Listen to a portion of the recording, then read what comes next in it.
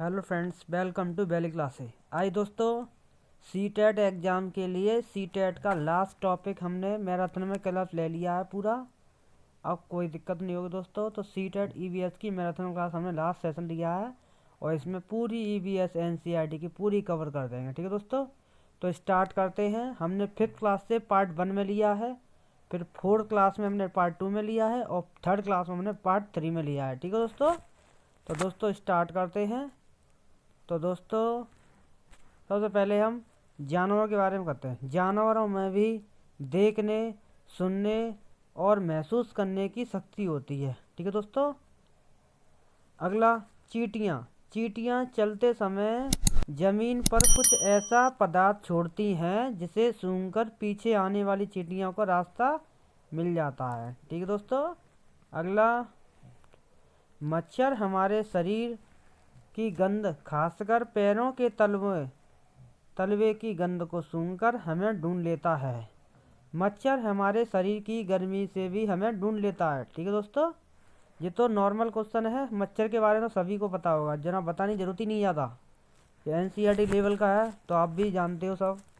अगला पॉइंट है, सड़कों पर कुत्तों की भी अपनी जगह बटी होती है। ठीक है तो दोस्तों, सड़कों पर भी कुत्तों की भी अपनी जगह बटी होती है। एक कुत्ता दूसरे कुत्ते के मल मूत्र की गंध से जान लेता है कि उसके इलाके में कोई बाहर का कुत्ता आया था। ठीक है दोस्तों, यानी उसको भी पता है। अगर मल मूत्र पता चल जाता है, मतलब सभी कुत्तों को पता चल जाता है कि वो कुत्ता कहाँ से आया है, मतलब बाहर का कुत्ता आया हमारे क्षेत्र में। अगला, रेशम का कीड़ा अपनी मादा कोश की गंध से कई किलोमीटर दूसरी पहचान लेता है। अगला, ज़्यादातर पक्षियों की आंखें उनके सिर के दोनों तरफ होती हैं। ये तो नॉर्मल क्वेश्चन है, सभी को पता है ये वाला। तो ज़्यादातर पक्षियों की आंखें उनके सिर के दोनों तरफ होती हैं। ठीक है, पक्षी एक ही समय में 2 अलग अलग चीज़ों में नज़र रख सकते हैं। ठीक है दोस्तों, मगर हम इंसान नहीं रख सकते, अगर क्योंकि उनकी पुतलियाँ घूमती नहीं हैं। इस चक्कर में वो एक चीज़ के मतलब अलग अलग चीज़ों पर नज़र रख सकते हैं। ठीक है ठीक है दोस्तों। तो दोस्तों अगली लाइन क्या कह रही है, जब यह बिल्कुल सामने देखते हैं तब इनकी दोनों आँखें एक ही चीज़ पर होती हैं। अगर ये सामने देखते हैं तो इनकी चीज़ें एक ही चीज़ पर होती हैं, मतलब इनकी दोनों आँखें क्या होती हैं, एक ही चीज़ पर होती हैं। ज़्यादातर पक्षियों की आँखों की पुतली घूम नहीं सकती। ये तो सभी को पता है, ज़्यादातर पक्षियाँ घूम नहीं सकती। वे अपनी गर्दन हिलाकर या घुमाकर ही आसपास की चीज़ों को देखते हैं। ठीक है दोस्तों। अगला, पक्षी जब दोनों आँखें एक ही चीज़ पर केंद्रित करते हैं तो उन्हें चीज़ की दूरी का एहसास होता है। ठीक है दोस्तों, जब पक्षी अपनी दोनों आंखें अलग अलग चीज़ों पर केंद्रित करते हैं तो उनका देखने का दायरा बढ़ जाता है। ठीक है दोस्तों। अगला, चील, बाज और गिद्ध हमसे 4 गुना ज़्यादा देख सकते हैं। अगर कहीं हम देख रहे हैं 1 किलोमीटर तो वो देखेंगे तुम्हारी 4 किलोमीटर देखेंगे। तुम 1 किलोमीटर देखोगे दूर से तो वो तुम्हारी उतनी नज़र पे 1 किलोमीटर के दायरे देखते हैं तो 4 किलोमीटर दूर तक देख सकते हैं। इतना ही क्लियरिटी, साफ साफ।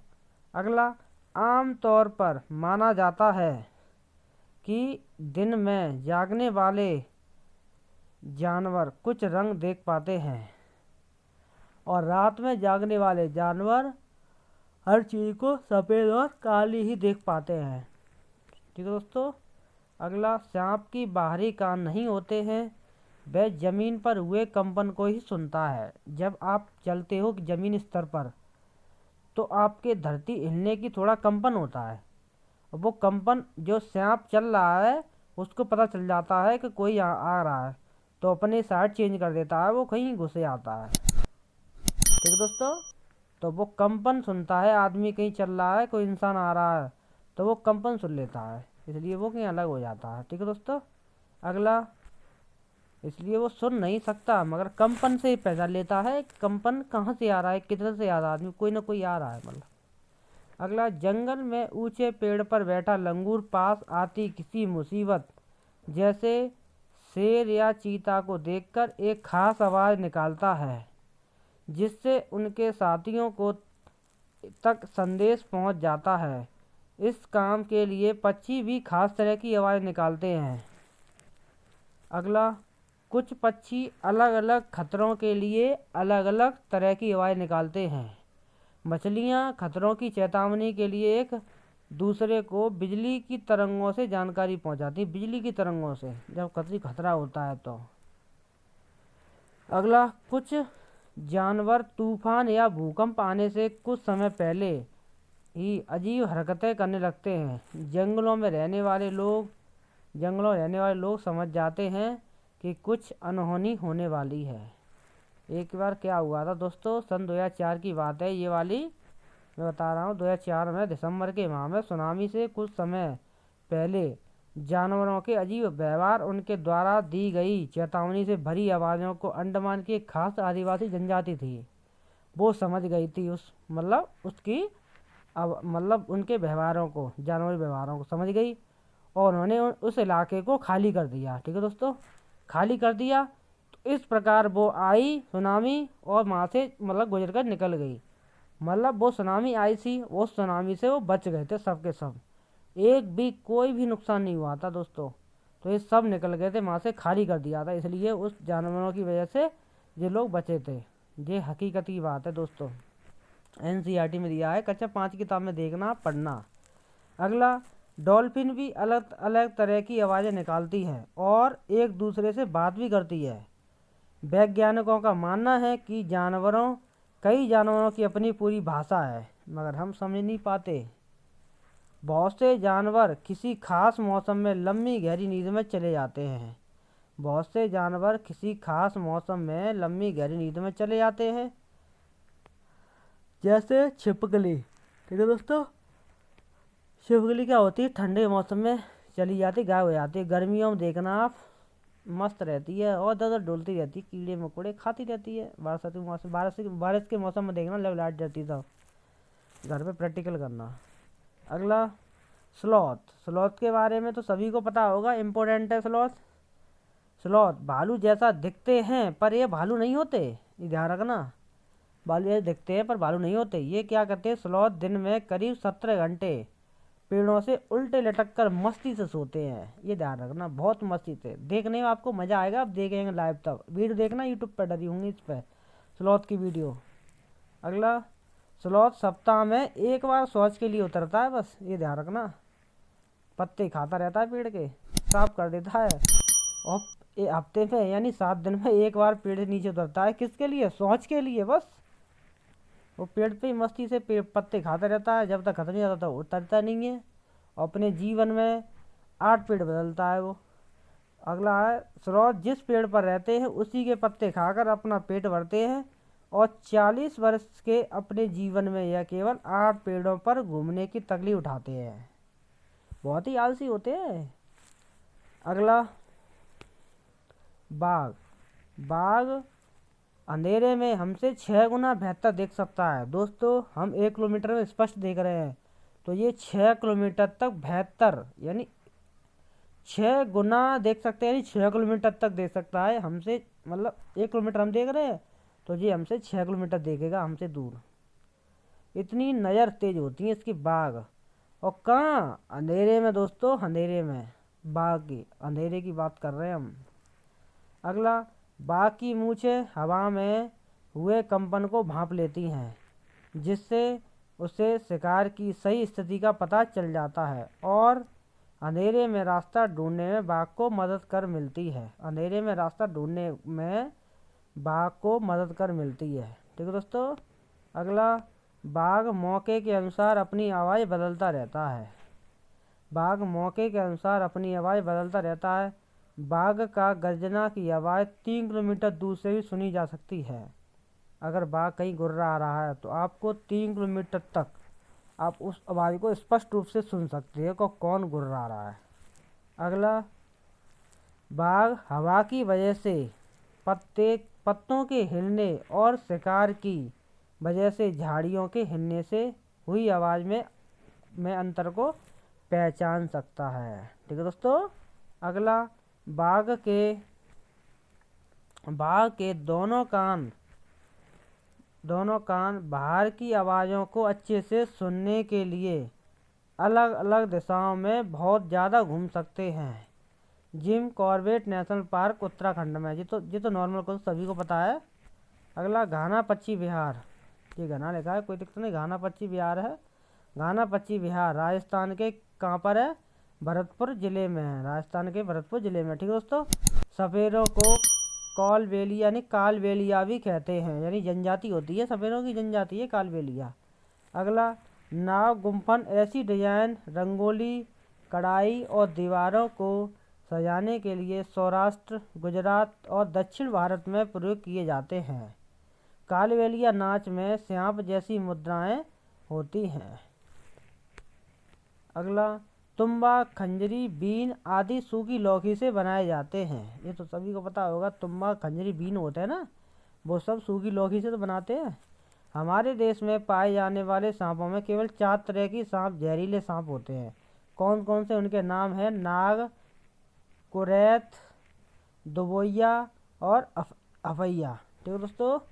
ये तो नाग, कुरैत, दुबैया, अफैया, ये सभी को पता होगा।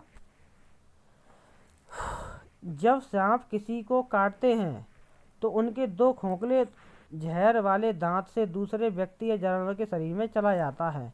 सांप के द्वारा काटे हुए व्यक्ति को सीरम नाम की दवा दी जाती है, जो सांप के जहर से बनाई जाती है। दोस्तों, जो कालबेलिया जो होते हैं ना, वो होते हैं सपेरे वाले। अगर दवाई को बनाते हैं नाव के दांतों से ही, तो वे क्या करते हैं दोस्तों, उन दवाई के बदले जो बनाते हैं, सीरम की तरह दवाई बनाते हैं, उनके बदले वो पैसे लेते हैं या अनाज लेते हैं। अनाज मतलब उन्हें अनाज दे दो और आप जहर की दवाई ले लो, मतलब वो इलाज कर देते हैं। ठीक है दोस्तों, ठीक ठाक, इन्हें ज़्यादा पैसे की जरूरत नहीं होती, वो यही मांगते हैं, अनाज दे दो बस। अगला उड़ीसा के कालाहांडी जिले में सबसे अधिक चावल पैदा किया जाता है। उड़ीसा के कालाहांडी जिले में सबसे अधिक चावल पैदा किया जाता है। अब चीज़ें घरेलू उपाय देखो। दूध एक कटोरी में डाल करो पानी के बर्तन रखते हैं। ठीक है दोस्तों। पके हुए चावल गीले कपड़ों में लपेट कर सकते हैं। ठीक है। हरे धनिया, प्याज, लहसुन खुले में रखते हैं उनके और नमी से बचाकर। ठीक है दोस्तों। अगला आत्रेपुरम, ये आत्रेपुरम है ना, ये बहुत ही चर्चा में है।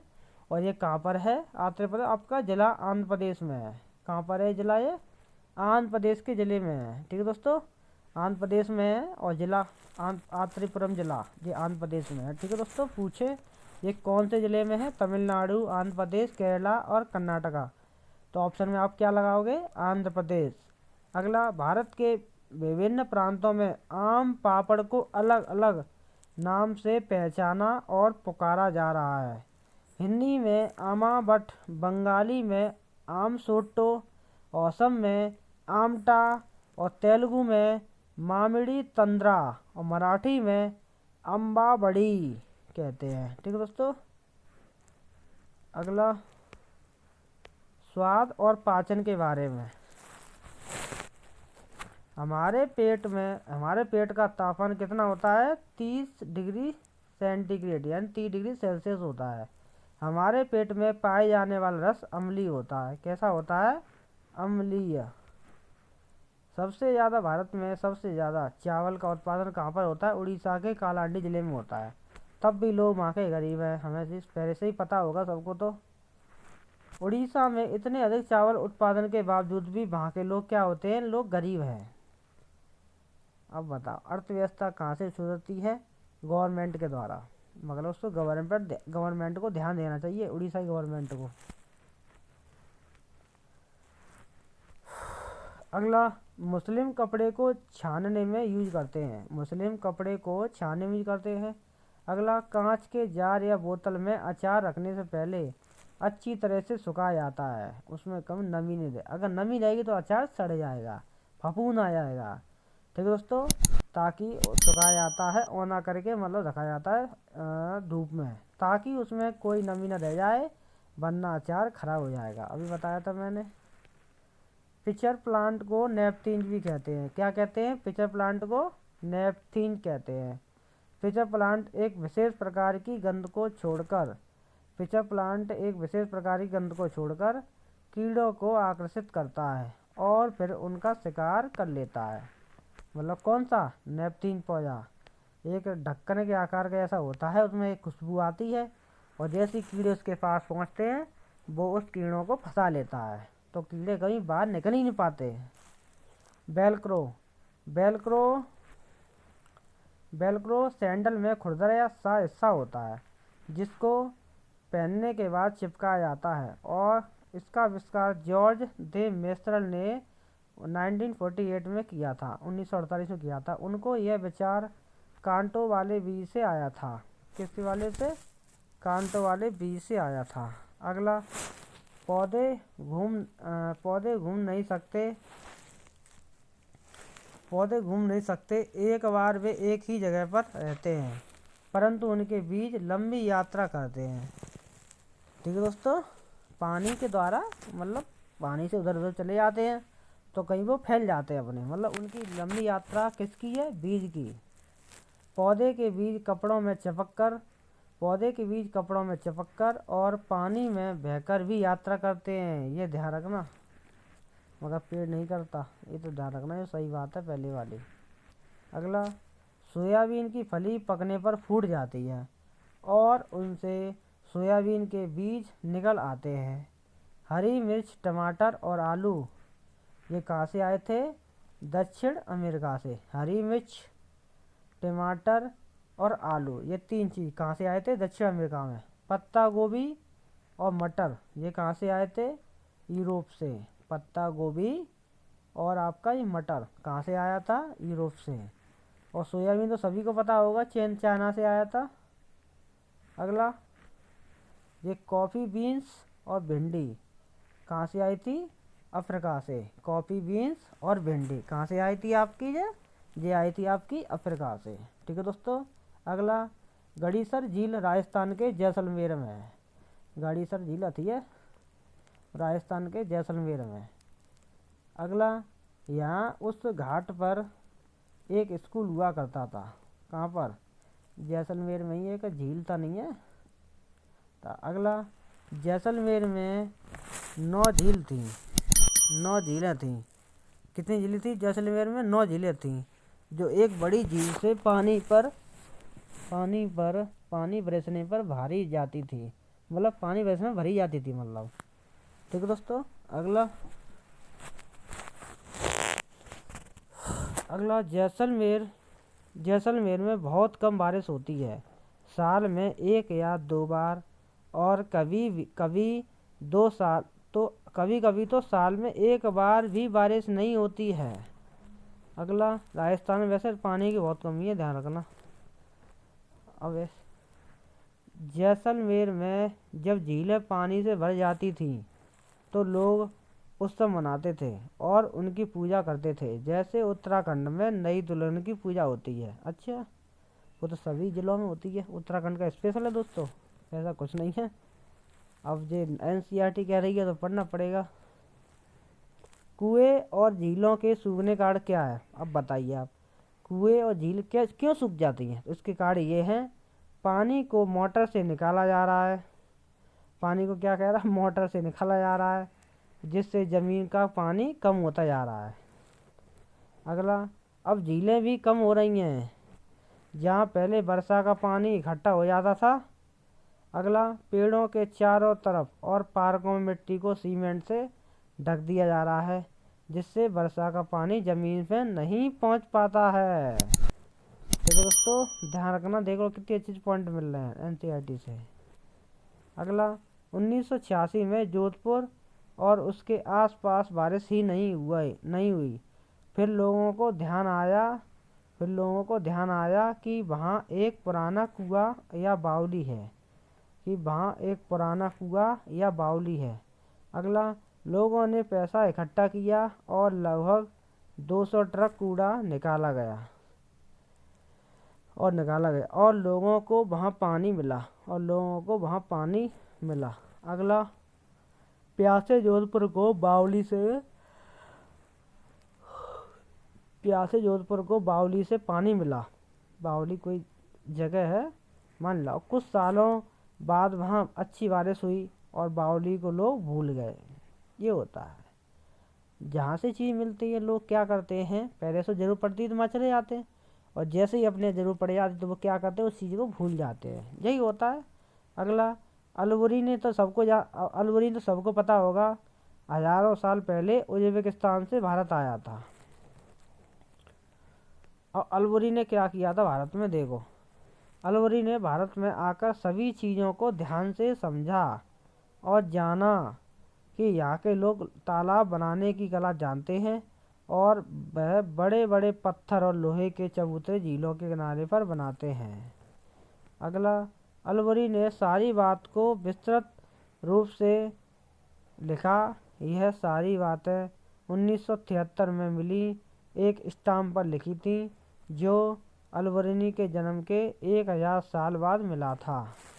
अगला, मृत सागर का पानी सबसे ज़्यादा खारा होता है। ये तो सभी को पता होगा, मैंने वीडियो डाल दी है कुछ तो ऐसी कि सभी को बता दिया। अगला, मृत सागर समुद्र तल से 418 मीटर नीचे दुनिया का सबसे निचला बिंदु कहा जाने वाला सागर है। इसे खारे पानी की सबसे निचली झील भी कहा जाता है। इसे खारे पानी की सबसे निचली झील भी कहा जाता है। अगला दोस्तों, अमृत सागर के 1 लीटर पानी में 300 ग्राम तक नमक मिल सकता है। यानी 1 लीटर पानी में कितना, 300 ग्राम नमक मिलेगा, तो 700 ग्राम पानी बचा पानी पीने के लिए, और ये भी शुद्ध होगा।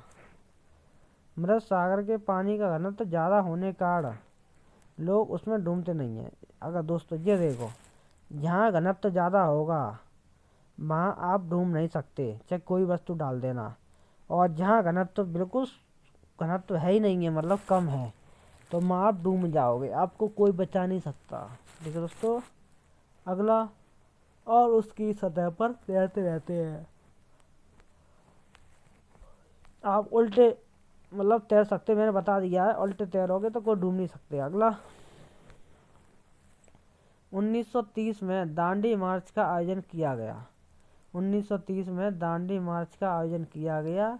यह आयोजन इसलिए था क्योंकि भारतीयों को समुद्र से नमक बनाने की आदत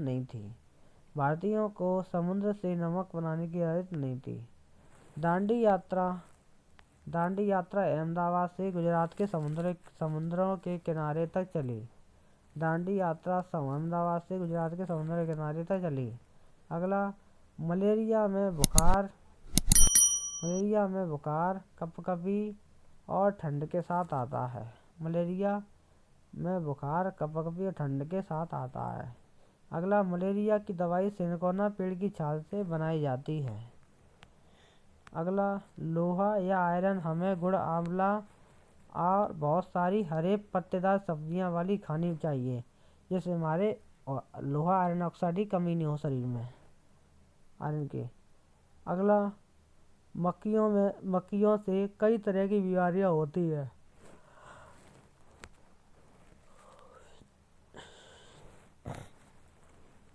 एलेक या शैवाल एक तरह के जलीय पौधा है जो बरसात के मौसम में होता है।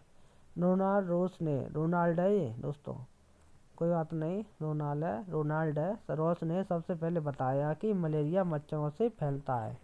मलेरिया कैसे फैलता है? मच्छरों से।